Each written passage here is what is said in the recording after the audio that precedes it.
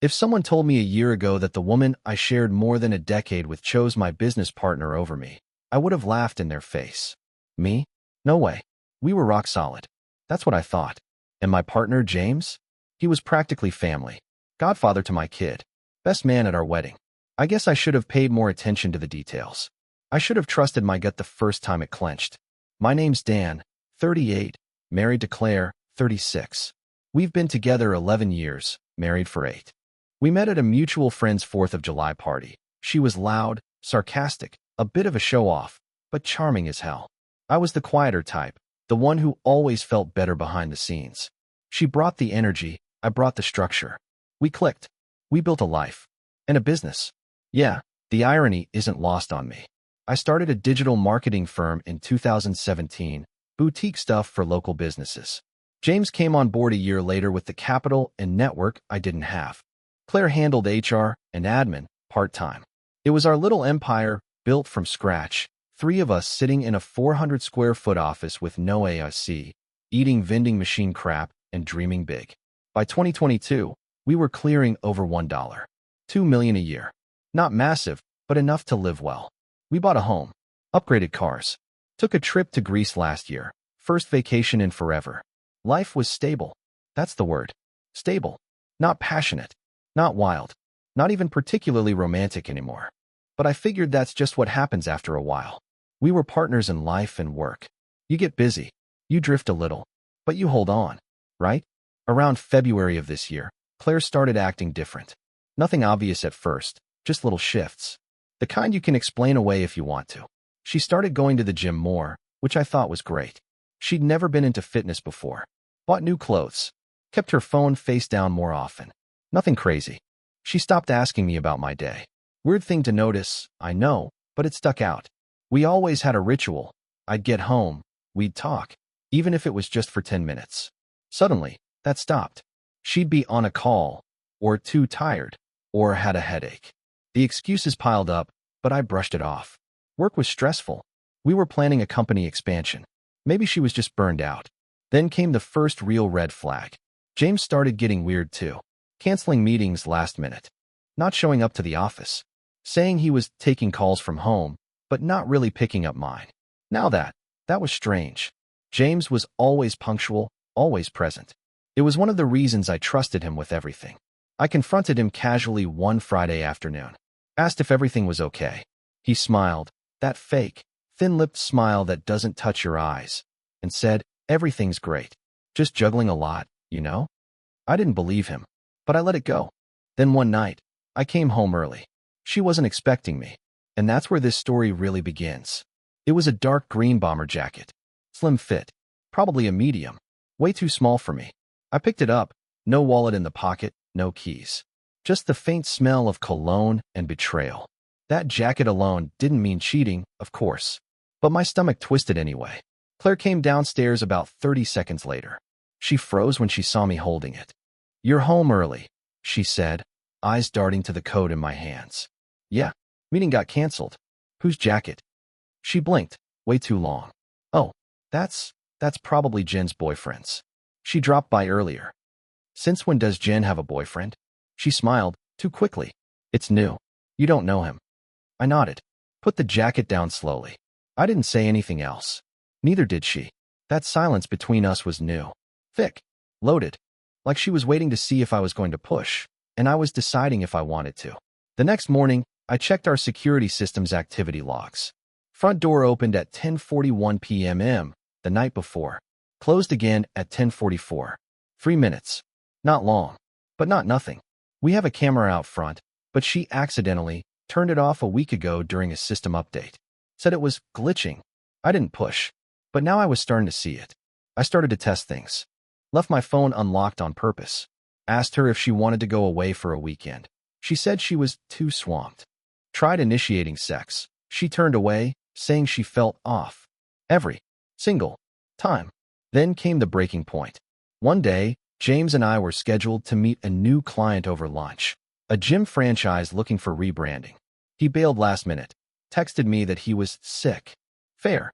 We've all had off days. Except I saw him. That same day, around 1:30 p.m. I was driving back toward the office after lunch. I passed a cafe we both used to frequent, and there he was, James, sitting outside, laughing, with Claire, my wife, laughing with my business partner at a table for two, drinks in front of them, and no goddamn paperwork in sight. I didn't stop. I didn't cause a scene. I just drove right past and kept my eyes on the road. But I felt everything inside me start to boil. I went back to the office. I didn't text her, didn't text him, didn't say a word to anyone. I just sat at my desk and stared at my computer screen, pretending to work while every scenario ran through my head. That night, Claire came home like nothing happened. Said she had to work late. Kissed me on the cheek. Showered. Got into bed. She smelled like his cologne. I didn't sleep. I woke up before she did. Sat in the kitchen pretending to scroll through my phone while she moved around upstairs. She came down dressed casual, jeans, sneakers, hoodie. Running errands, she said. I smiled, said sure, babe, and kissed her on the forehead. I waited exactly 12 minutes after she left, then grabbed my keys, a hoodie, sunglasses, and followed. She had no idea I was behind her. I stayed 3 cars back, kept my distance, kept my cool. She drove toward the old part of town, not toward the mall, not toward the grocery store like she'd said. Instead, she pulled into a hotel parking lot. Not a big chain, not a resort. One of those quiet, tucked away, hourly types with tinted windows and curtains that never open. She parked, got out, walked to room 212, and James was already there. I recognized the back of his head before the door even opened. He cracked it, looked around quickly, then let her in. I stayed in my car and stared at that door for exactly 2 hours and 13 minutes. I don't know what I expected. A part of me thought maybe she was just meeting him to talk. Maybe there was some innocent explanation, some weird coincidence. I don't know. Call it denial. Call it hope. Call it stupidity. But whatever it was, it died the second she walked out, hair messy, shirt untucked, and kissed him goodbye in the open parking lot like she didn't have a goddamn husband waiting at home. They didn't see me. I made sure of that. I drove home in complete silence. No music. No calls. Nothing but the hum of the engine and my own pulse pounding in my ears. That night, I cooked dinner like nothing happened. Asked her about her day. She said, boring errands. Picked up stuff for the house. Liar. She sat across from me and smiled. The same smile she used to give me when we first started dating. I watched her chew, watched her drink her wine, and all I could think about was whether she even changed the sheets after what she did in that motel room. I didn't sleep again that night, but I started planning. I made a new email account, rented a P.O. box under a fake name, started transferring small amounts of cash to a new savings account at a separate bank, changed the password to the office cameras, installed a tracking app on her phone, covert, undetectable. Thank you, Reddit. I didn't know where this was going yet, but I knew I wasn't going to confront her. Not yet. Not until I had everything. Friday, she told me she was heading out for a girls' night. Claimed it was a makeup dinner with Jen and some of the other wives from our friend circle. We'll be back by 11, she said. I smiled. Have fun. As soon as her car left the driveway, I opened the tracking app. She wasn't heading downtown. She was heading straight to James' place. Apartment 4B, luxury complex we'd helped him scout back in 2020. Back then, we joked that if Claire and I ever split up, I'd be the one crashing on his couch. Funny how things work out. I watched her location blink. Watched her stay there. For hours. Then I got curious. I pulled up the office financials, something I hadn't really looked at in detail in weeks. Claire had access. So did James. And what I saw made my skin crawl. There were transactions that made no sense. Transfers labeled consulting to accounts I didn't recognize. Several payments to a vendor we never used. Thousands. All approved by James. Some even initialed by Claire. It clicked. This wasn't just emotional. This wasn't just sex. They were moving money. Out of our company. My company. They were gutting it. Slow and quiet. While I played house and made dinner and trusted the two people who meant the most to me. I grabbed a notepad. Started writing it all down. Account numbers. Dates. Vendor names. Every single suspicious transaction. I screen capped the bank history. Emailed it to my burner account. I was numb. Focused. Mechanical. Around midnight, her location finally changed. She was on the move again. She came home, quiet as a ghost, slipped into bed, whispered, "I missed you today," and kissed my shoulder. I didn't move. Next day at the office, James showed up like nothing was wrong. Grinned at me. Asked if I caught the game the night before. I wanted to drive a stapler through his teeth. Instead, I smiled. Told him I was looking into bringing on a forensic accountant to prep for an audit. Just a routine check, I said. His face twitched, barely, but I saw it. I kept my tone light. You know how it is. Better safe than sorry. He nodded, forced. Yeah, sure. Good call. I walked out of the office that day knowing one thing. They weren't just cheating on me. They were robbing me blind. Saturday morning. I was making coffee, trying to keep my hands from shaking. I hadn't slept.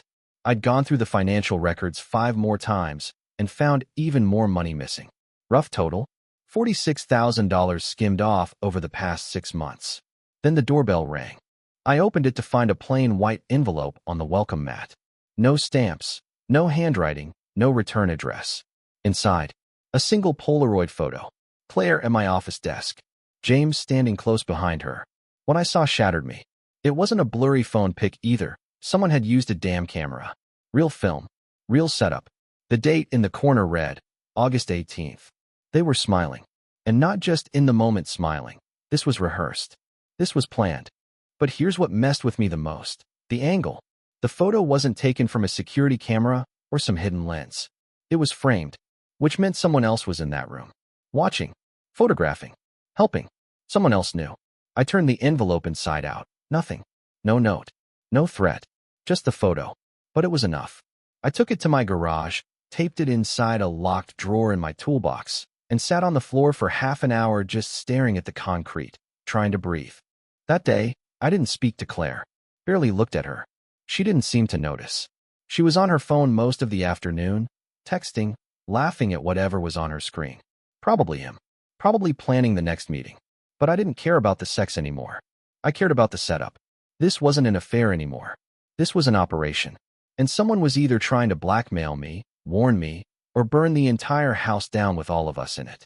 I called my buddy Vince, a PI I'd hired years ago to check into a contractor who scammed our company. You still do personal stuff? I asked. He paused. Depends. I need to know who's been in my office, when, and who's dropping photos on my doorstep. He didn't ask questions. Just said, text me your address. I'll be there in an hour. By Sunday night, Vince had installed 2 new covert cameras at the office. Ones I controlled. He also gave me access to a public database and showed me how to search vehicle plates, something he probably wasn't even legally supposed to do. I scanned our security logs again. August 18th, the night the photo was taken, showed a 3-hour window where the camera feed was mysteriously offline. Claire had access to the security panel. So did James. Someone cut the feed. But whoever took that photo, they wanted me to see it. And I had a feeling this was just the beginning. Vince called me early Monday morning. Didn't even say hello. Got the plate, he said. It's registered to a Julia Renner. Ring any bells? I froze. The name hit like a sucker punch to the chest. Julia Renner was Claire's ex-best friend. The same Julia who'd been her maid of honor. The same Julia who stopped speaking to Claire 5 years ago after some dramatic falling out they both refused to talk about. I hadn't seen or heard her name since. What the hell was she doing at the office? I asked. That's your job to find out. All I know is her car was parked in your lot from 10:27 p.m. to 1:48 a.m. on August 18th, same night the photo was taken. She hasn't been back since. Click. I sat down in my office chair, the one James had defiled, and stared at the wall. Julia, why would she show up after all this time? Why would she be helping them? Or was she helping me? My phone buzzed. Unknown number. Text only. Check your Dropbox. Password is Truth Hurts 2023. Don't wait. I logged in. One folder. Named, Your Wife. Inside. Videos. Dozens of them. All time-stamped. All labeled by date and location. Hotel rooms. Our office. Even our own goddamn living room. And she wasn't always with James. That was the next twist. Claire had been seeing other men, too. One clip showed her in Vegas last summer. A girl's trip, she said. She wasn't alone. Another showed her in a car, not James, with someone I didn't recognize, parked outside a bar, straddling him in the passenger seat. My vision went red. I had to close the laptop, physically walk away to stop myself from putting my fist through the screen. The betrayal wasn't just personal. It was habitual, chronic. And now Julia, whoever the hell she was to Claire now, had collected it all, documented it, curated it. Why? I picked up my phone and texted the anonymous number back. Why are you doing this? No reply. That night, I tried to act normal. Claire made pasta, laughed at a dumb TikTok. She looked me in the eye and asked, "You okay? You've been quiet lately." I nodded. Just work stress. She kissed my cheek. I had to stop myself from flinching. That night, I went back to the Dropbox. Watched 2 more clips. In one, she was talking to James about me. Said I was distracted, that I was too soft, that he has no idea what's happening right under his nose. He laughed, called me blind. Then they toasted. To taking over. They had a plan. Not just to go behind my back, but to steal the company, ruin me, freeze me out. And I was running out of time. I hadn't spoken to Claire's father in months. We were never close. He was a hard man, military background, firm handshake, colder smile. But he respected me, or at least pretended to. I called him Tuesday night. He answered after 2 rings. "Dan, everything all right?" "No," I said. "I need to ask you something. Off the record. Man to man." He paused. "I think Claire is cheating on me. With James." Silence. Then, "You're just now figuring that out?" I swear to God, I almost dropped the phone. "What?" He sighed. "Son, I've known about Claire for a long time. I didn't want to believe it either. But that girl's got a pattern. You're not the first." I felt the air leave my lungs. "What do you mean?" "She did the same thing to her ex. Before you. The guy she dated before she moved out here. Ran a startup in Chicago. She got close to him, learned the business, then screwed his partner, literally and financially. Took half of what he had. Left him in debt. Why didn't you tell me? I figured she'd changed. She seemed stable with you. Settled. Maybe having you would anchor her. I didn't want to sabotage it." I was speechless. "She's got ambition," he said, "and no conscience. I love my daughter, but I'm not blind to who she is." Then he told me something else. "That girl, Julia, they didn't have a falling out over some stupid fight, like Claire told you. Julia walked in on her with her own boyfriend. In Claire's car. Julia threatened to expose her. Claire spun it. Said Julia was jealous. She always spins it." My fingers were white-knuckling the phone. He sighed again. "You're not going crazy, Dan. But you better move fast. When she feels the walls closing in, she burns everything down." I hung up. So now the story was even worse. Claire wasn't just cheating. She was repeating. A pattern. A system. A whole operation. And now I knew why Julia sent that photo. It wasn't revenge. It was a warning. That night, I moved all business accounts out of shared access. Removed James' admin privileges. Blocked Claire's credentials from the internal server. Transferred sensitive client data to an encrypted backup. Then I sent Julia a message. "Thank you. I'm ready to end this. If you have anything else, now's the time." She responded 5 minutes later. "Meet me tomorrow. 9 p.m. 514 Jefferson Street. Come alone." 514 Jefferson Street turned out to be a beat-up warehouse office space. Empty parking lot. Rusted gate. Looked abandoned. The kind of place you'd expect to find graffiti, not answers. Julia met me at the door. She looked rough. Thinner than I remembered, hair tied back, hoodie and jeans. Her face was sharp, eyes tired. Like she hadn't slept in weeks.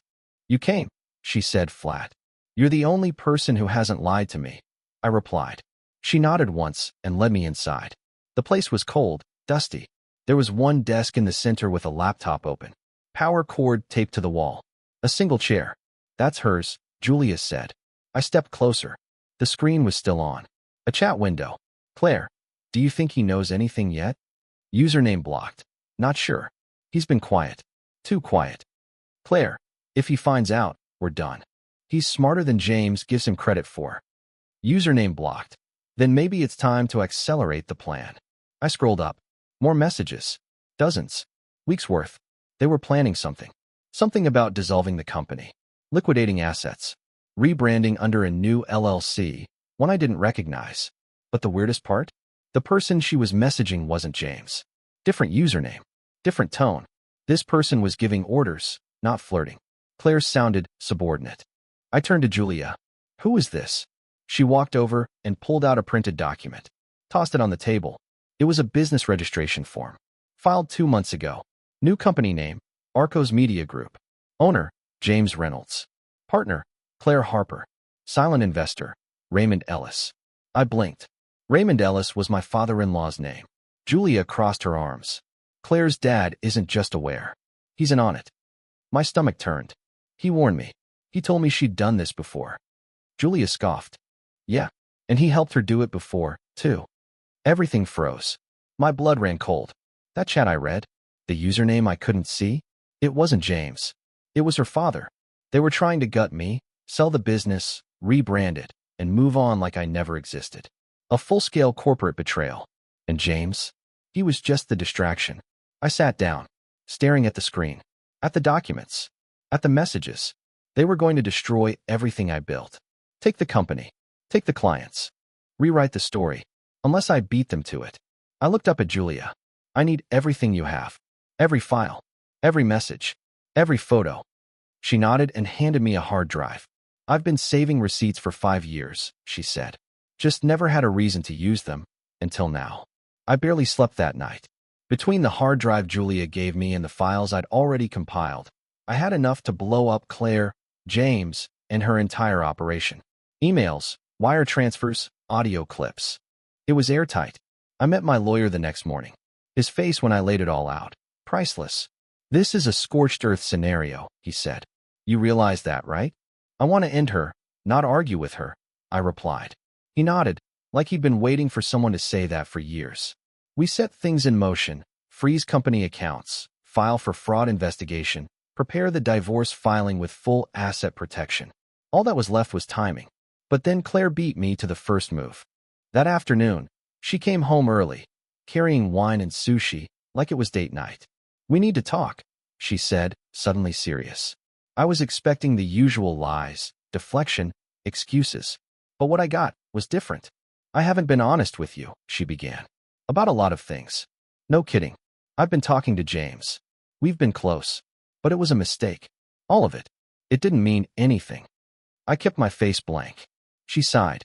He used me, Dan. He made promises. About the company. About leaving his wife. Yeah, he's married, by the way. I didn't know at first. But once I found out, I felt trapped. He said he'd ruin me if I didn't go along with the plan. What plan? I asked, poker-faced. She froze. The client poaching. The restructuring.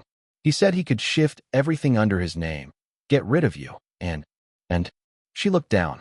And he wanted to cut you out completely. Take the company. I didn't want to. I swear, I was trying to stop him. Right. That's when it hit me. She knew I knew something. Someone tipped her off. Or she got spooked. Maybe she saw a change in the business access I revoked. Maybe Julia said something. Whatever it was, she was trying to get ahead of it. Flip the script. She was trying to play the victim. I leaned back in my chair. So you're saying James orchestrated this entire thing, and you had no part in it? She nodded, eyes watering. You're innocent? She sniffled. Not innocent. But not the monster you probably think I am. I stared at her deadpan. Then I asked, what's Arcos Media? That's when her face went pale. Her lips parted. But no words came out. Checkmate. I woke up at 6:12 a.m. the next morning. Alone. Claire's side of the bed was cold. No note. No text. No breakfast. Just silence. I walked downstairs. Her car was gone. So were a few suitcases from the guest room closet. My phone buzzed. Vince again. You checked the accounts yet? No, why? Do it. Now. I logged in. And there it was, $74,219. 43 missing from the company's main account. Gone in 3 separate transfers made overnight between 2:18 and 2:42 a.m. Wire transfers, all to an offshore intermediary based in Belize. I felt sick. James' email had auto-replied with an out-of-office message, taking time for a personal emergency. Please forward urgent matters to Claire. Cute. I called Claire's phone. Straight to voicemail. I drove to James' condo. Empty. Mailbox stuffed. Lights off. Door locked. When I asked the doorman if he'd seen him, the guy just shrugged. Moved out. Left the keys in an envelope last night. Said he wouldn't be back. That was when it sank in, they were running. I went to the office. Unlocked the server room. Pulled the hard drives. They'd already wiped most of the recent files. But they weren't as smart as they thought. I had backups in cold storage. Everything they tried to erase was still sitting in a mirrored drive in my garage. I called my lawyer. He listened quietly, then asked just one question. Do you want to handle this civilly or criminally? My reply was instant. Criminally. He got the feds involved. Wire fraud. Corporate theft. Conspiracy to defraud. He knew a prosecutor. I handed over every file Julia had given me. Every transaction, every chat log. They didn't just leave a trail. They left a goddamn roadmap. But here's the best part. They didn't go far. That afternoon, Vince called again. I found them. Where? Airbnb, upstate.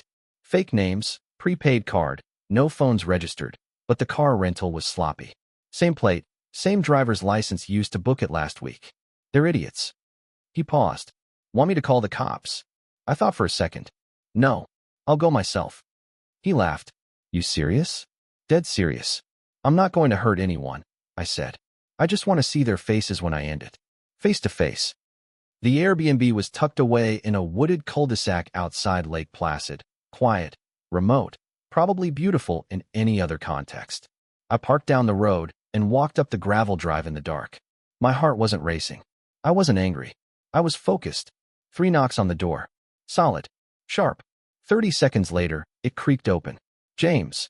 Shirtless. Disheveled. Stubble. Dark circles under his eyes. He looked like he hadn't slept in days. Maybe weeks. He blinked like he didn't recognize me. Dan. He didn't even try to close the door. I stepped in. Claire appeared from the hallway, barefoot in a robe, hair wet from the shower. The second she saw me, her face turned white. You shouldn't be here, she said, instantly cold. James, meanwhile, crumbled like paper. Dan, man, please. I didn't mean for any of this. Save it. I was going to come clean. I got caught up in it, man. It was her idea. He pointed to Claire like a scared little boy blaming his sister. Claire just rolled her eyes. Don't start that now, she muttered. I looked between them. The woman I married and the man I once trusted with my business, my money, even my family. You stole from me, I said to James. His hands shook. We were going to give it back. It was just a stopgap. You moved $74,000 to Belize. Silence. Claire crossed her arms. You have no proof of that. I smiled. You're right. I had no proof. But I do now. I pulled out a flash drive from my jacket pocket and dropped it on the coffee table. It clacked loudly in the quiet room. Everything. Emails, bank logs, conversations, even the ones with your father. Her face changed then. The confident, manipulative mask slipped for half a second. She looked at James like she wanted to kill him. You told him? James shook his head violently. No, I swear. He didn't, I said. Julia did. Claire's mouth opened, then closed again. You remember Julia, right? I said. The best friend you screwed over? She's been waiting a long time for payback. She helped me put this entire puzzle together. James dropped to the couch like his legs gave out. Claire stood frozen. I've filed charges, I told them. Wire fraud. Conspiracy. Misappropriation of corporate funds. And that's just the business side. I leaned closer to Claire. You didn't just cheat on me. You tried to erase me. Take what I built. Rewrite the story. But the thing about stories, Claire. I tapped the flash drive. Receipts always win. As I turned to leave the Airbnb, Claire called out behind me. Dan, wait. I didn't stop. He's not your son. I froze. She said it quieter the second time. Ryan, he's not yours. It took a second to register. Then I turned back. What the hell did you just say? James looked as shocked as I was. Claire stepped forward slowly. Ryan, might not be yours. Might? She glanced at James. He looked horrified. No, no way. Don't drag me into this. Claire ignored him. It was one night. A long time ago. Before James. Before everything. It was right after we had that huge fight. The one when you stayed with your brother for a week. I slept with someone else. My stomach turned. That was 9 years ago, I said. Ryan was already 3. She shook her head. No, I lied about the timeline. I got pregnant after that week. You told me you were on birth control. She looked away. I was shaking. Not from rage, from something deeper. The kind of cold that starts in your spine and spreads until your fingertips go numb. Claire continued, he doesn't know. Nobody does. I never even got a paternity test. But I needed to tell you. Why now? I asked. She stared at me. You're blowing everything up. I just thought, maybe this would change things. She was trying to bargain with me. Hold me emotionally hostage. The business was lost, the affair exposed, the scam dismantled, and now she was pulling the blood card. If you're lying, I started. I'm not, she said quickly. It's possible. I don't know. I didn't think it mattered until now. I turned to James. Was it you? His eyes widened. What? No. Hell no. I didn't even know her back then. Claire didn't deny it. I walked out. I didn't slam the door. Didn't curse. Didn't scream. I just walked. Got into my car. Sat in the driver's seat with the engine off. And stared at the dashboard for 10 full minutes. She was trying to poison my last good thing. I had protected Ryan from all of this. I hadn't even told him about the affair yet. He was too young. Too innocent. But now Claire had tossed a grenade into the one part of my life I thought was safe. I drove straight to Vince's place. Need a DNA test, I told him. Discreet. No labs Claire can touch. He didn't ask why. Just nodded and got to work. The envelope came plain. No label. No sender. Just a single sheet of paper inside with 2 lines. DNA paternity result. Negative. Probability of paternity. 0%. I sat on the edge of my bed. Staring. Not breathing. Not blinking. Just staring. Ryan. My son. The boy I taught how to ride a bike. The kid who calls me dad and still draws me in crayon on birthday cards. The one who cuddles next to me during thunderstorms and asks the same damn bedtime question every time. Will you always be here? And the answer has always been yes. Until now. I texted Vince. Got it. Confirmed. His reply was simple. I'm sorry, man. I didn't cry. I didn't throw anything. I didn't scream into a pillow or punch a wall. I just felt hollow. Claire didn't just lie to me. She built our family on a lie. She faked the timeline, planned the pregnancy, gave me a son that wasn't mine, and then used that boy as leverage when she got caught. Monster doesn't even begin to cover it. I needed to tell Ryan. But how the hell do you tell a 9-year-old that his whole identity might be fake? That the man he calls dad shares 0 DNA with him? You don't. Not yet. I called my lawyer. I want everything in writing, I said. Full physical and legal custody. Sole decision-making authority. I'll be the only listed guardian. She'll never agree to that, he replied. Then I'll bury her in court. And I would. I had the evidence. I had the financials. I had the DNA. And thanks to Julia, I had video proof of Claire discussing her backup plan in case Dan ever found out about Ryan. She said, and I quote, "Worst case, I'll threaten custody. That'll slow him down." She never cared about Ryan. Not really. He was a pawn. A human shield. And I was done playing. That night, I wrote a letter to Ryan.